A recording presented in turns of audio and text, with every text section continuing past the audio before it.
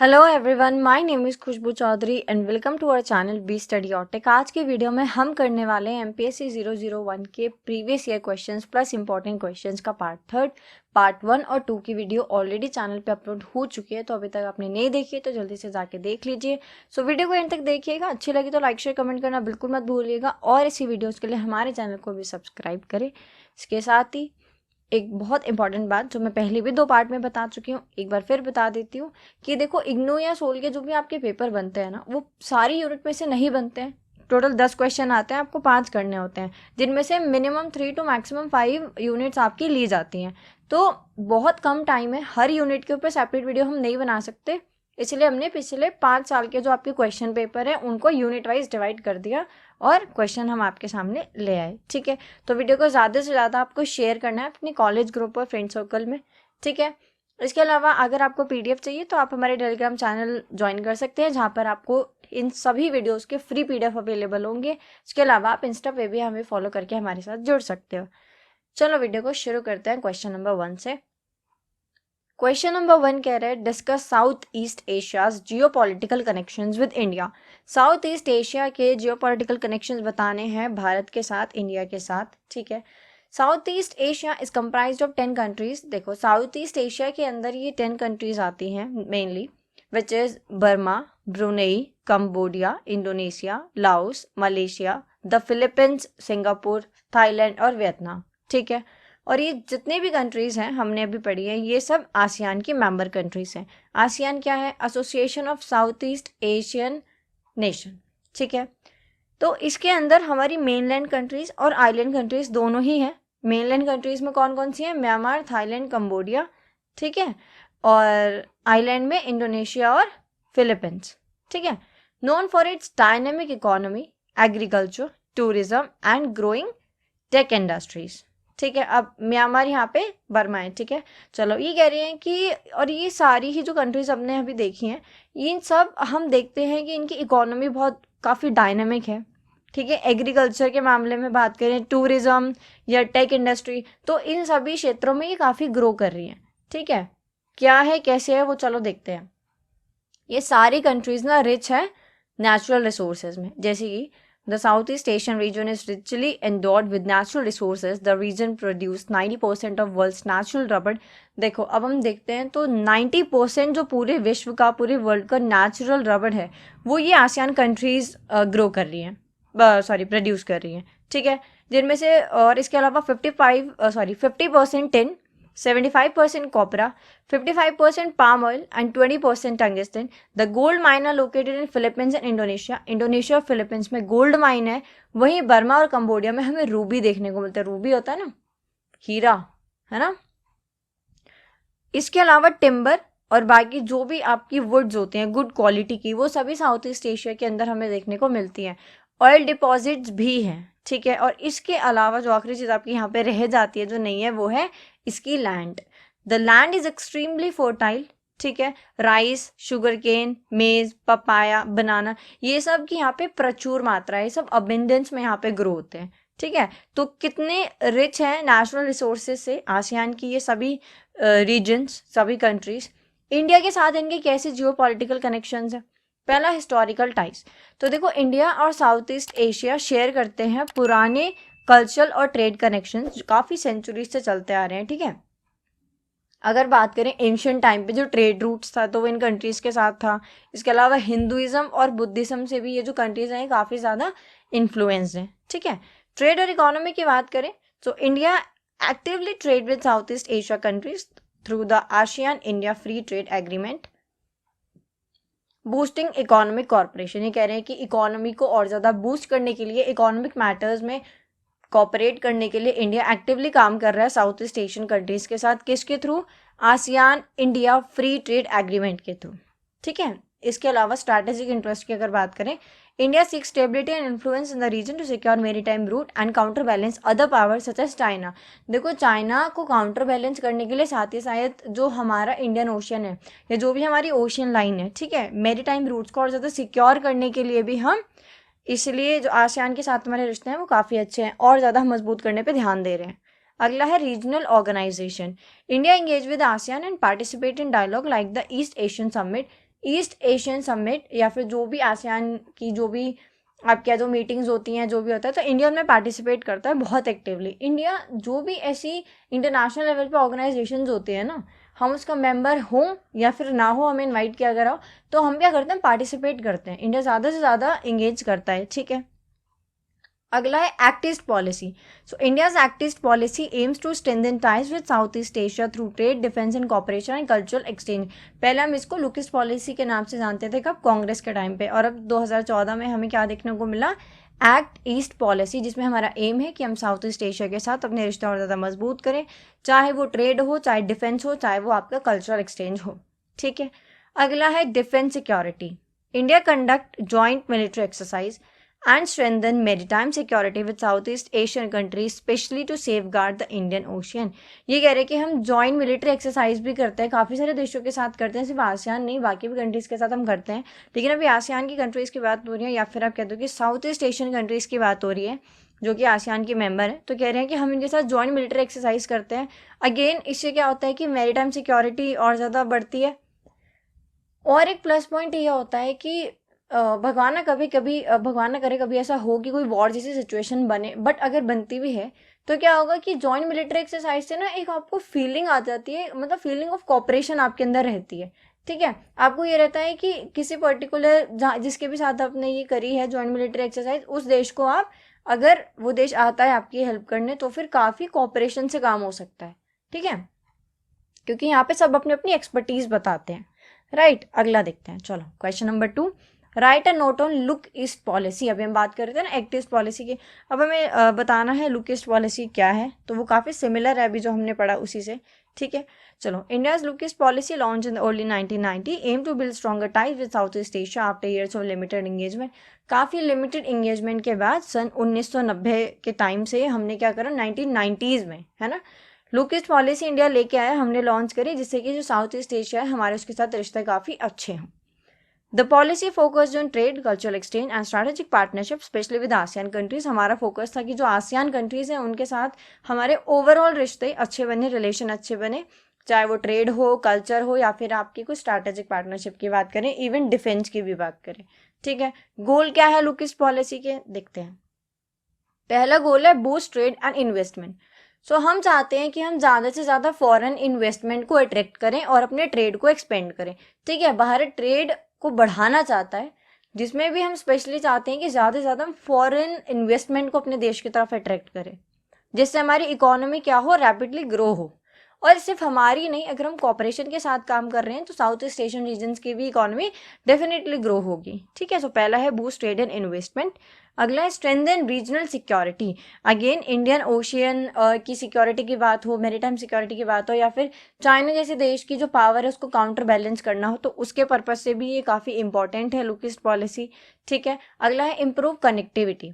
हम चाहते हैं कि हमारा साउथ ईस्ट एशिया के साथ ट्रेड, ट्रेवल, कल्चरल एक्सचेंज काफ़ी ईजी हो जाए, ठीक है, मतलब बैरियर्स ना आए, रेस्ट्रिक्शंस ना आए, तो इसलिए हम कनेक्टिविटी को भी इम्प्रूव करना चाहते हैं। अगला है कल्चरल टाइज। हम चाहते हैं कि जो हमारे कल्चरल हिस्टोरिकल टाइज हैं हम उनको और ज़्यादा इन्हेंस करें और ज़्यादा अच्छा करें। India aim to strengthen it soft power in the region. हम एक अपनी सॉफ्ट पावर बना के रखना चाहते हैं, क्योंकि देखो इंडिया सॉफ्ट पावर है ना। कौन कौन एग्री करता है बता देना। चलो अगला है इम्पैक्ट ऑन इंडिया, ठीक है। अभी हमने क्या पढ़ा था, goals of look East policy. अब देखेंगे इंडिया के ऊपर इसका क्या इम्पैक्ट पड़ा है। तो पहला है increase in trade.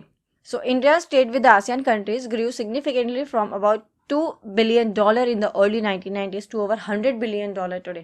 कह रहे हैं कि पहले के टाइम पे जो ट्रेड था साउथ ईस्ट मतलब आसियान कंट्रीज़ का और इंडिया का, साउथ ईस्ट नेशंस का और इंडिया का, वो लगभग आपका 1990 के टाइम पे $2 बिलियन था, जो कि आज के टाइम पे $100 बिलियन है। देख रहे हो कितना रैपिडली ग्रो हुआ है ये। Agreements like the ASEAN-India Free Trade Agreement have opened up more opportunities for Indian businesses. अब ये जो एग्रीमेंट हुआ है ना इंडिया और आसियान का फ्री ट्रेड एग्रीमेंट, इसमें ना बोल दो एक तरीके से मार्केट ओपन हो गई है, काफ़ी सारी अपॉर्चुनिटीज़ आई है इंडिया के जो भी बिजनेस है, इंक्लूडिंग फार्मास्यूटिकल्स, टेक्नोलॉजी, है ना। इसके अलावा हम स्कॉलरशिप भी दे रहे हैं, अफ्रीका में भी दे रहे हैं, यहाँ भी दे रहे हैं, ठीक है। अगला है improve diplomatic relation. So India is now a strategic partner of ASEAN and regularly attend ASEAN summits. क्योंकि अब हम स्ट्रैटेजिक पार्टनर बन चुके हैं आसियान के, तो हम इसके सारे जो भी समिट्स होते हैं हम उनको रेगुलरली अटेंड करते हैं। इससे क्या होता है, और ज़्यादा हम स्ट्रॉन्ग रिलेशन बिल्ड कर पाते हैं। ठीक है, these ties have helped India build stronger diplomatic and economic relationship in the region. अगला है enhanced security cooperation. India has strengthened defense ties with Southeast Asian countries through joint military exercise, naval patrols and security dialogue. अब क्या होता है, देखो security dialogue होते हैं, उसमें क्या होता है, जो भी पर्टिकुलर किसी देश की ले लो आप, मिलिट्री ले लो, है ना, आर्मी ले लो, तो वो अपनी एक्सपर्टीज आपको शेयर करती हैं, आप अपनी एक्सपर्टीज शेयर करते हो, कॉपरेशन से काम होता है, जॉइंट मिलिट्री एक्सरसाइज होती हैं, नेवल पेट्रोल्स होते हैं। ये किस लिए होता है, और ज़्यादा रीजनल सिक्योरिटी को इम्प्रूव करने के लिए, है ना, और अच्छे से, ताकि जो हमारे सी रूट्स हैं, इंडियन ओशन स्पेशली, क्योंकि हमारा जो मोस्टली ट्रेड है वो वहीं से होता है, तो उसको प्रोटेक्ट करने के लिए। ठीक है, अगला है regional influence and strategic balance. The Look East policy help India counter balance China's influence in the region by strengthening it ties with ASEAN. This gives India a greater role in shaping regional stability and security. तो India के ऊपर देखो ये impact पड़ा है। पहला तो China की जो इन्फ्लुएंस है, चाइना की जो पावर कह सकते हो, उसको काउंटर बैलेंस करने में काफ़ी हमें हेल्प मिली है। ठीक है, इसके अलावा सिक्योरिटी कॉपरेशन हम कर रहे हैं, रीजनल सिक्योरिटी को बढ़ा रहे हैं, सी रूट्स को सिक्योर कर रहे हैं, डिप्लोमेटिक रिलेशन यानी जो भी समिट्स होते हैं हम उनको अटेंड कर रहे हैं। इसके अलावा $2 बिलियन से आज $100 बिलियन प्लस में जो है वो हमारा ट्रेड चल रहा है। ठीक है, चलो अगला question number 3, comment on India's policy towards the Palestine issue. Palestine issue को लेके भारत का क्या कहना है, चलो ये भी देख लेते हैं। अच्छा, क्वेश्चन पढ़ने से पहले, इंडिया कभी भी देखो हमें पता है वॉर को सपोर्ट नहीं करता है ना। हम क्या करते हैं, हम हमेशा न्यूट्रल स्टांस चूज करते हैं, चाहे वो कोल्ड वॉर का टाइम हो, चाहे फिर वो रशिया यूक्रेन वॉर हो। जब कोल्ड वॉर था हमने तभी भी नाम का रास्ता चुना, नॉन अलाइनमेंट का, ना कि हम किसी एक के साथ गए। और हम तो ये चाहते थे कि भाई यूएस और यूएसएसआर बातचीत करके जो भी प्रॉब्लम्स हैं उनको रिजॉल्व कर ले। सिमिलर किसके साथ हुआ आपका, सेम हुआ रशिया और यूक्रेन के साथ। ठीक है, हम ही चाहते थे रशिया और यूक्रेन का जो भी ये वॉर इतना टाइम चला, भाई बातचीत करो और सॉर्ट आउट करो। हम तो पाकिस्तान से भी यही कहते हैं, चाइना से भी यही कहते हैं कि बातचीत करके और सॉर्ट आउट कर लो। ठीक है, चलो अब पढ़ते हैं। India's policy towards the Palestine issue is based on balancing its historical support for Palestine with its growing ties to Israel. Since India's independence, it has supported Palestine's right to a statehood and has consistently backed the two-state solution where both Israel and Palestine can exist peacefully. India was one of the first country to recognize the Palestinian Liberation Organization. देखो ये कह रहे हैं कि हम Palestine के right को support करते हैं, लेकिन इसराइल के साथ भी हमारे बहुत अच्छे रिश्ते हैं, तो हम चाहते हैं कि अगेन दोनों बातचीत से साथ में रहें। ठीक है, और इंडिया उन देशों में से है जिन्होंने सबसे पहले पीएलओ को रिकॉग्नाइज किया था। जैसे हमने चाइना को सबसे पहले रिकॉग्नाइज किया था ना, ऐसे ही हमने पीएलओ को भी सबसे पहले नहीं, बट सबसे पहले करने वाले देशों में हम शामिल हैं। ठीक है, चलो। In the 1990s, India established diplomatic relations with Israel to strengthen trade, defense, technology partnership. कहने कि 1990s के बाद से इवन आज के टाइम पे भी देखें तो इंडिया इसराइल के रिलेशंस काफ़ी इंप्रूव हो रहे हैं इन टर्म्स ऑफ, अगर हम बात करें डिप्लोमेटिक रिलेशन हो, डिफेंस का मामला हो, ठीक है, ट्रेड बढ़ रहा है, defence technology partnership. However this did not change it support for Palestine. इसका मतलब ये नहीं कि हम पैलेस्टीन के खिलाफ हो जाएंगे। ठीक है, इंडिया मेंटेन करता है एक बैलेंस्ड अप्रोच जिसमें हम यूएन जैसे इंटरनेशनल फोरम्स में पैलेस्टीन को सपोर्ट करते हैं, लेकिन हम इसराइल के साथ भी स्ट्रॉन्ग रिलेशंस बना के रखते हैं, है ना। इसका मतलब ये नहीं है कि हमें ये भी चाहिए और वो भी चाहिए, नहीं। इसका मतलब ये है कि हम बस शांति चाहते हैं, हम चाहते हैं कि पीसफुली जो भी है बातचीत के थ्रू, डायलॉग के थ्रू रिजॉल्व हो जाए, वॉर जैसी सिचुएशन कभी भी कहीं भी ना बने। ठीक है, तो ये इंडिया का स्टांस है। इराक को लेके, ईरान को लेके, पैलेस्टीनी इशू को लेके, रशिया यूक्रेन को लेके, कोल्ड वॉर को लेके, सभी को लेके, पाकिस्तान चाइना को लेके, इंडिया का एक ही मकसद रहता है कि पीसफुल डायलॉग हो, बातचीत हो, नेगोशिएशन के थ्रू जो भी प्रॉब्लम्स हैं उनको रिजॉल्व कर लिया जाए, वॉर जैसी सिचुएशन हो ही ना, क्योंकि उसमें बहुत सारी प्रॉपर्टी का लॉस होता है, बहुत सारी ह्यूमन लाइफ्स का लॉस होता है, और एनवायरनमेंट का तो होता ही है। ठीक है, अगला question number 4, discuss the emerging economic cooperation between India and Central Asia. India और सेंट्रल एशिया के बीच में जो इकोनॉमिक कॉपरेशन बढ़ रही है उसको भी देख लेते हैं। India and Central Asia cooperate in several के economic areas focusing on trade, energy, connectivity. जैसे कि आप देख रहे हो कि इंडिया और सेंट्रल एशिया कॉपरेट कर रहे हैं बहुत सारी इकोनॉमिक एरियाज में, ट्रेड बढ़ रहा है, एनर्जी, कनेक्टिविटी। ठीक है, पहला है एनर्जी। तो सेंट्रल एशिया क्योंकि ऑयल रिच है, नेचुरल गैस रिच है, यूरेनियम बहुत है, सो इंडिया इंपोर्ट करता है ये सारी चीज़ें, क्योंकि देखो हमारी पॉपुलेशन सबसे ज़्यादा है। ठीक है, तो काम भी इंडिया में इंडस्ट्रीज वगैरह भी आज के टाइम पे इतनी ज़्यादा बढ़ रही हैं। अर्बनाइजेशन, मॉडर्नाइजेशन, इंडस्ट्रियलाइजेशन, ये जो भी सारी चीज़ें हैं सबको मिला के हमारी जो एनर्जी नीड्स हैं वो बहुत बढ़ रही हैं, जिसके लिए हमें सेंट्रल एशिया से ऑयल, नेचुरल गैस, यूरेनियम ये सब मंगाना पड़ता है।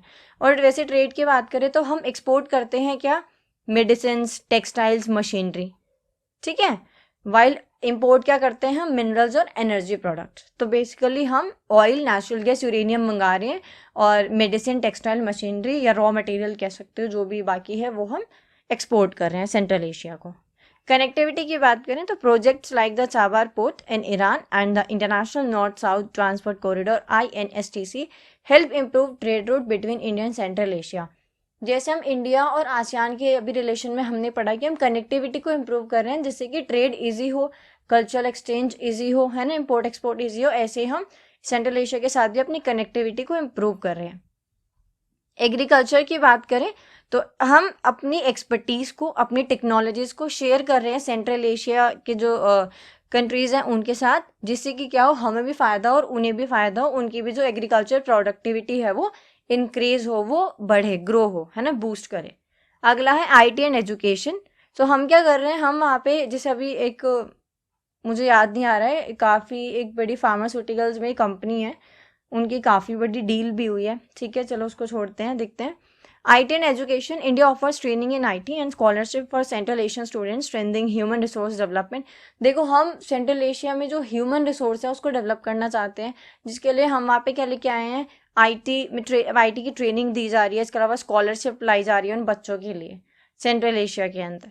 ठीक है, और हम अपनी एग्रीकल्चर टेक्नोलॉजी और एक्सपर्टीज़ भी वहाँ शेयर कर रहे हैं। इसके अलावा फार्मास्यूटिकल्स की बात करें, India supplies affordable medicine and health care product to Central Asia, improving health care access in the region, ताकि वहाँ पे हेल्थ केयर एक्सेस लोगों को मिल सके।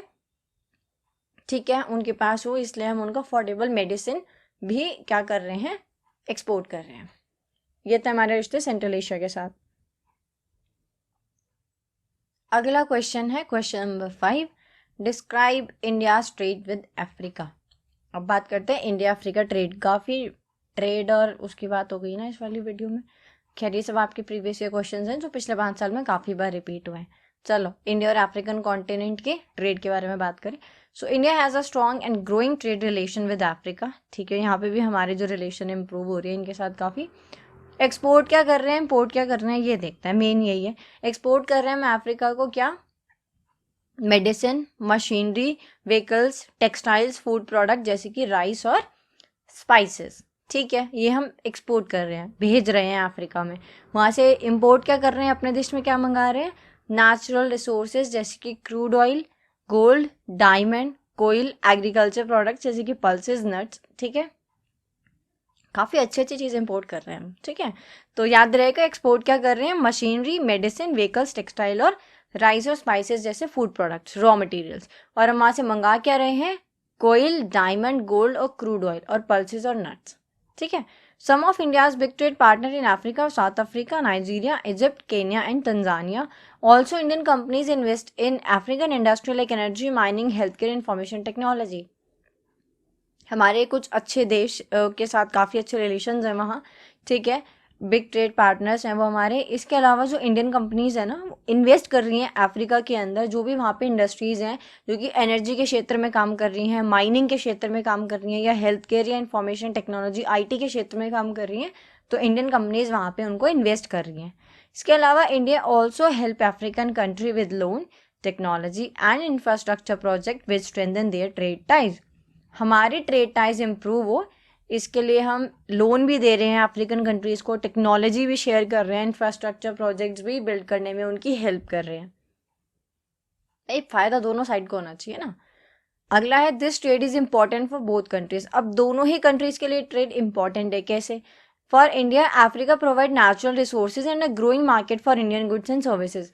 देखो इंडिया में अगेन काफ़ी, देखो पॉपुलेशन बढ़ रही है ना, मतलब लोगों की नीड्स बढ़ रही हैं, ठीक है। तो इंडिया के अंदर अफ्रीका से क्या हो रहा है कि नेचुरल रिसोर्सेज आ रहे हैं जिससे वो नीड फुलफिल हो पा रही है। इसके अलावा इंडियन गुड सर्विसेज के ग्रोइंग मार्केट भी है, ठीक है। इसके अलावा अफ्रीका को क्या प्रॉफिट हो रहा है? So India supports African economy with affordable product, investment, job creation. हम वहाँ पे जॉब लेके आ रहे हैं, इन्वेस्टमेंट दे रहे हैं, स्कॉलरशिप लेके आ रहे हैं, अफोर्डेबल प्रोडक्ट्स वहाँ पे भेज रहे हैं। तो इससे अफ्रीका को भी बेनिफिट है और हमें भी, म्यूचुअल बेनिफिट, ठीक है। चलो अगला है question number 6। What is the meaning of disarmament? Disarmament क्या होता है? And what are the main features of India's nuclear policy? बहुत इंपॉर्टेंट क्वेश्चन है, ये बहुत बार पेपर में रिपीट हुआ है, that what are the main features of India's nuclear policy, ठीक है। चलो, disarmament means reducing or eliminating weapons to promote peace and security. It involves countries agreeing to give up certain type of weapons such as nuclear, chemical, biological weapon or reducing the number of weapon they have. देखो एक होता है arms control. Arms control में क्या होता है कि आपको अपने आर्म प्रोडक्शन पे कंट्रोल करना होता है, ठीक है। डिसआर्मामेंट में हम कंप्लीटली बात करते हैं कि रिड्यूस करो, खत्म करो, वेपन्स हटाओ, कोई भी हो, न्यूक्लियर वेपन हो, केमिकल वेपन हो, बायोलॉजिकल वेपन हो, होगा सबसे डिस्ट्रक्शन ही।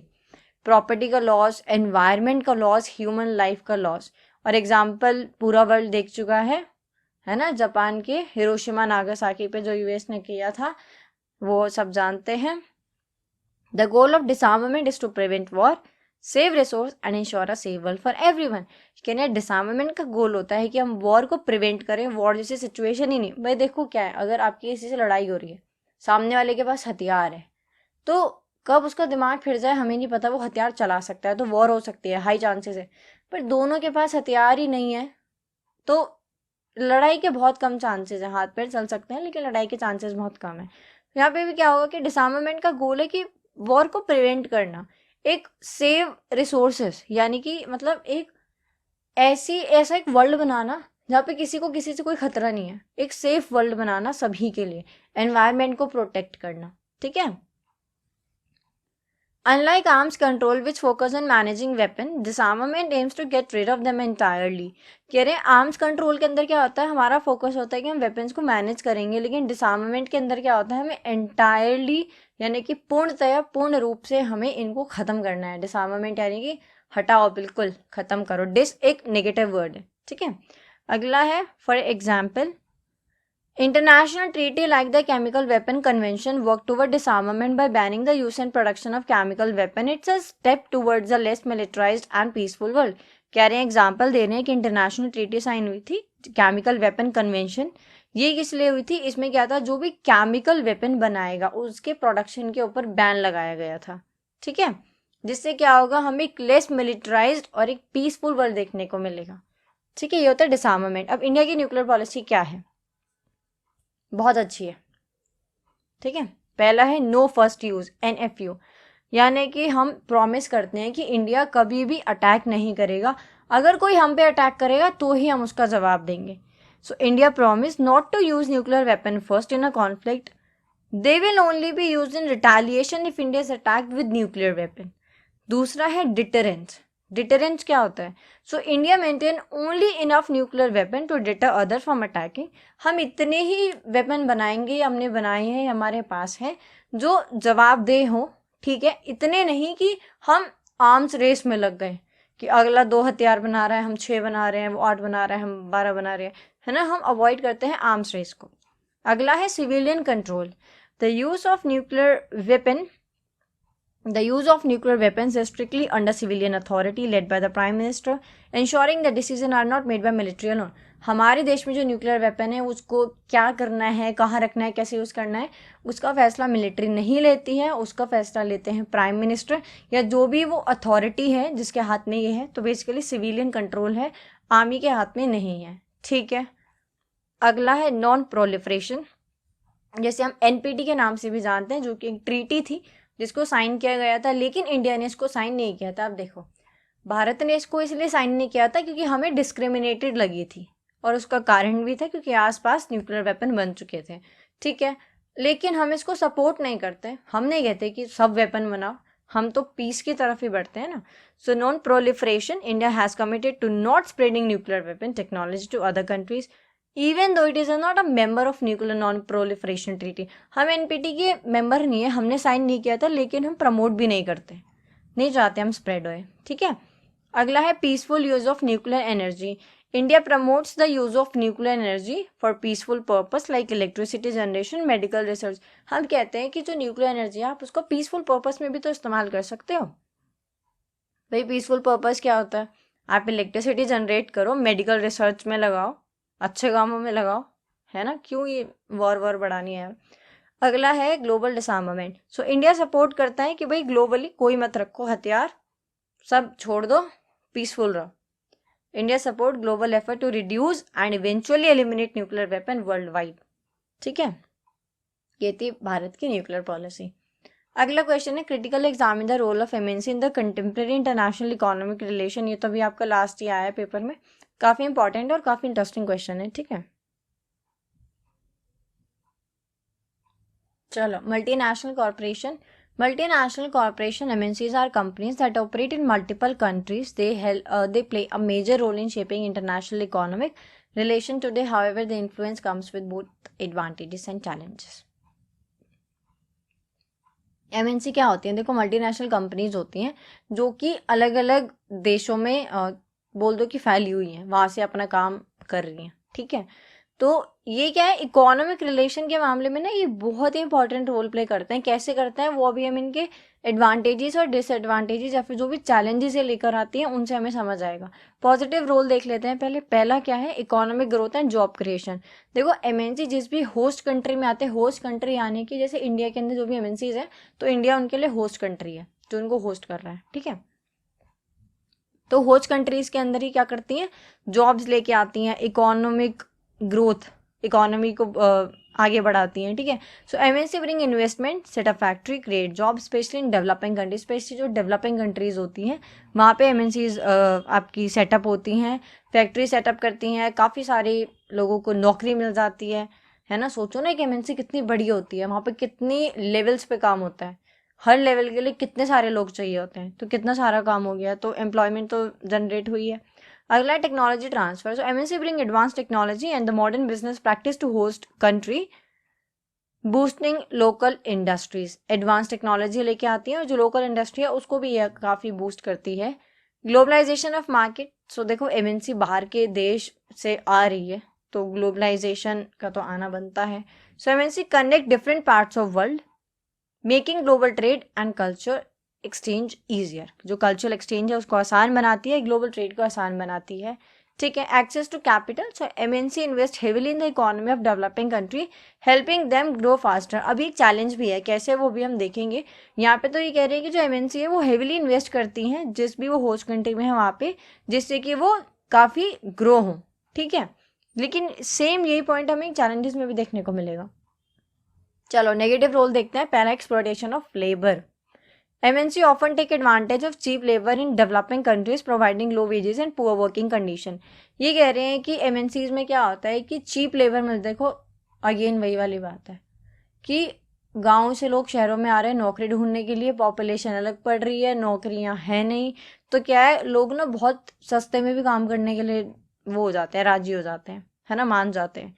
तो कहते हैं कि जो MNC है वो फ़ायदा उठाती है, एडवांटेज उठाती है किसका, चीप लेबर का।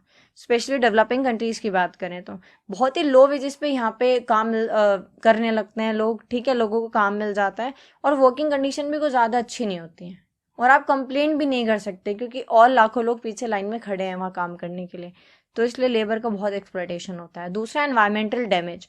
MNC prioritise profit and often ignore environmental concern causing pollution, resource depletion.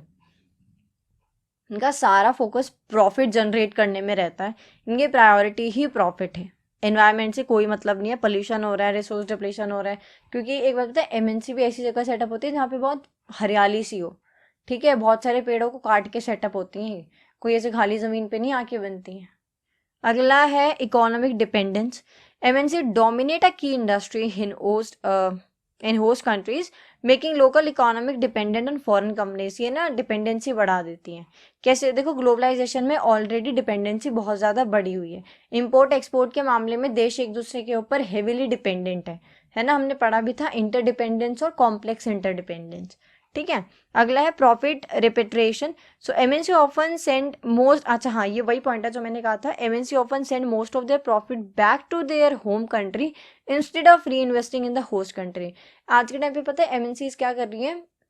जो भी इनका प्रॉफिट जनरेट होता है ना, वो होस्ट कंट्री, जैसे मान लो इंडिया में है, आसपास आपके मान लो नोएडा या गुरुग्राम में कोई एमएनसीज है, बहुत सारी हैं, तो यहाँ पे वो हमारे देश में इन्वेस्ट करने की बजाय, री इन्वेस्ट करने की बजाय, वो अपनी जो होम कंट्रीज है ना, जहाँ पे उनका मेन हेड है ना, हेड क्वार्टर कह सकते हो, या फिर जहाँ पे उनकी हेड बिल्डिंग है, वहाँ पे ये लोग भेज देते हैं सारा प्रॉफिट, जबकि इनको यहाँ पे इन्वेस्ट करना चाहिए। अगला है unequal distribution of benefit.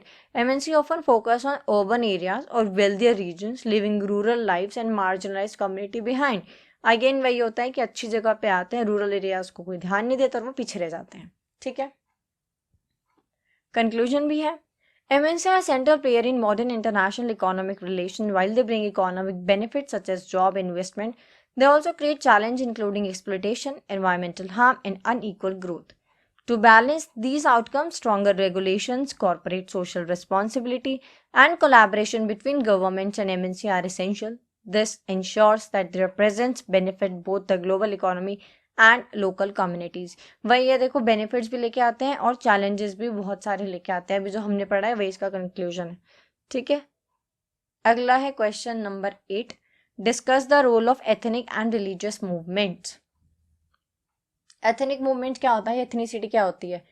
जो पहचान आपकी आपको औरों से अलग बनाए, वो आपकी आइडेंटिटी है, वो एथनिसिटी है, वो एथनिक बोलते हैं ना, एथनिक ग्रुप है ना, कि जो चीज़ आपको औरों से अलग बना। अगर आप राजस्थानी हो, वहाँ के ट्रेडिशन फॉलो करते हो, कल्चर फॉलो करते हो, आपके हिस्टोरिकल लिंक वहाँ से है, तो ये आपकी पहचान है जो आपको गुजरातियों से या मराठियों से अलग बना रही है, पंजाबियों से अलग बनाती है। ठीक है, so ethnic and religious movement play significant roles in shaping society and politics. अभी कह रहे हैं सोसाइटी और पॉलिटिक्स को शेप करने में एथनिक और रिलीजियस मूवमेंट्स का बहुत बड़ा योगदान है। ठीक है, identity formation, they provide a sense of belonging in cultural identity. देखो, जब एथनिक या रिलीजन की हम बात करते हैं ना, ये हमें एक सेंस ऑफ बिलोंगिंग देते हैं कि कुछ ऐसा कि आप बाहर देश गए हो और वहाँ पे आपको राज्य कहीं, मान लो जैसे आप हरियाणा से हो, ठीक है, आप बाहर गए हो कहीं, वहाँ पे आपको दिख रहा है कि सब कहीं ना कहीं से आए हुए हैं और आपके आसपास का कोई नहीं है, तो आपको ना वहाँ बड़ा अकेला सा, आइसोलेट सा फील होगा। लेकिन अगर आपको कोई एक भी इंसान हरियाणा का दिख जाए, कोई रिश्तेदारी नहीं है, कुछ नहीं है, लेकिन क्योंकि वो आपके स्टेट से है, आपके देश से है ना, तो एक सेंस ऑफ बिलोंगिंग आ जाता है, आपकी कल्चर ऐसा लगता है कोई बहुत ही क्लोज मिल गया है ना। तो यही काम होता है एथनिक और रिलीजियस मूवमेंट, सॉरी, वही जो हम पढ़ रहे थे, सेंस ऑफ बिलोंगिंग। ठीक है, अगला है political mobilisation. These movements often influence political agendas and mobilize communities for social, economic, political rights. Again political mobilisation में बहुत काम के हैं ये सारी चीज़ें, एथनिसिटी भी और रिलीजियस मूवमेंट्स भी। कैसे? क्योंकि मैंने पहले भी बताया, पॉलिटिकल पार्टीज को क्या चाहिए?